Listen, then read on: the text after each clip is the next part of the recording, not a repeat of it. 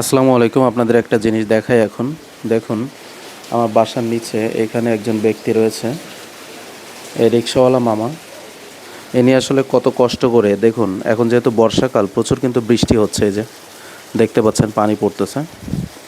তো এই মানুষগুলো আসলে কত কষ্ট করে অর্থ উপার্জন করে, বিশেষ করে যে আষাঢ় শ্রাবণ মাস, এই 2 মাসে আপনারা যদি পারেন তাদেরকে একটু বেশি বেশি সাহায্য সহযোগিতা করার চেষ্টা করবেন।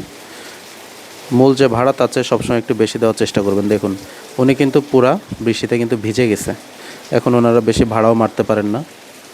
তো সেক্ষেত্রে আপনারা সবসময় একটু ওনাদেরকে সাহায্য সহযোগিতা করার চেষ্টা করবেন, একটু পাশে থাকার চেষ্টা করবেন। আসলে এটাই মানবিকতা। আপনি কতদিন পৃথিবীতে বেঁচে থাকবেন, আপনার এই কাজগুলোই হয়তো বেঁচে থাকবে। তো এগুলো অবশ্যই করবেন। বৃষ্টিতে পুরো ভিজে গেছে, কিন্তু হয়তো জ্বরও আসতে পারে, অথবা বাসার একমাত্র উপার্জনক্ষম ব্যক্তি উনি নিজেও হতে পারে, আর কোনো উপার্জনক্ষম ব্যক্তি নেই। কিন্তু তাদেরকে অবশ্যই সবসময় সাহায্য সহযোগিতা করে পাশে থাকবেন। অসংখ্য ধন্যবাদ।